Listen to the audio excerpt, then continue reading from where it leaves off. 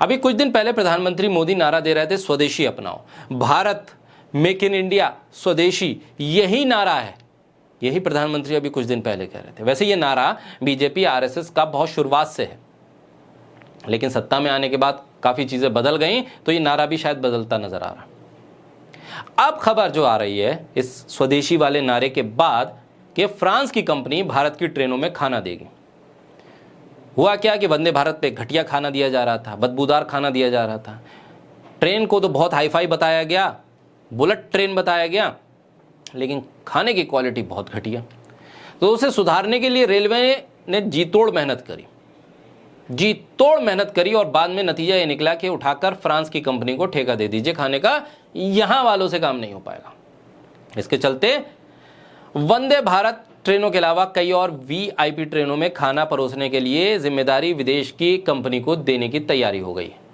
Project के तौर पर नागपुर सिकंदराबाद वंदे भारत पे इसको चलाया जाएगा, फिर फीडबैक लिया जाएगा, उसके आधार पर 136 दूसरी वंदे भारत ट्रेनों में इसको आगे एक्सटेंड किया जाएगा। इस प्रोजेक्ट के तहत विभाग की तरफ से कैटरिंग के क्षेत्र में विशेष स्थान रखने वाली फ्रांस की एलियोर कैटरिंग कंपनी को ठेका दिया जा रहा है।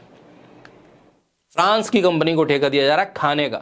अरे खाना भारत का सबसे बढ़िया, खाएंगे भारतीय, मसाले भारतीय, खाने वाले भारतीय, ट्रेन भारतीय, सरकार भारत की, पैसा भारतीय करेंसी, और ठेका फ्रांस की कंपनी को, जो कि 10 अलग अलग देशों में, ये जो कंपनी है ना, वहां पर 10 देशों में कैटरिंग का काम कर रही है। लेकिन उन 10 देशों में स्वदेशी वाला नारा तो चलता नहीं होगा, तो वहां फ्रांस की कंपनी जाए तो जाए, लेकिन यहां क्यों आ रही है? इस प्रोजेक्ट के चलते कंपनी ट्रेन में शाम की चाय, रात के खाना परोसने का काम करेगी, लेकिन इसके लिए यात्री को कोई एक्स्ट्रा चार्ज नहीं देना पड़ेगा। अब इसके लिए भी एक्स्ट्रा चार्ज क्यों देना पड़े भाई? ठेका आप दे रहे हो या भारत सरकार की ट्रेन में सफर करने वाले यात्री दे रहे हैं? विभाग की तरफ से क्वालिटी को देखते हुए पहली बार किसी विदेशी कंपनी की सेवा ली जा रही है, क्योंकि यहां वाले ठेकेदारों को ठेका देते देते उकता गए, उनका खाना खाते खाते उकता गए लोग।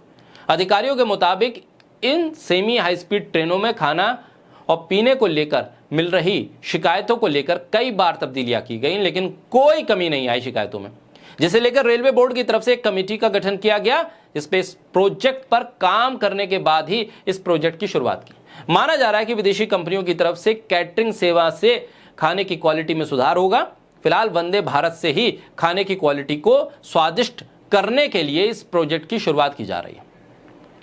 रेलवे में कैटरिंग उपलब्ध करवाने की जिम्मेदारी का सबसे अधिक हिस्सा एक ही कंपनी के पास है, लेकिन लगातार खाने को लेकर मिल रही शिकायतों को दूर करने के लिए रेलवे बोर्ड की तरफ से कई बार नीतियों में बदलाव करते हुए सुधार करने की कोशिश की। यात्रियों की तरफ से हर रोज खाने को लेकर अलग अलग शिकायतें आने लगी।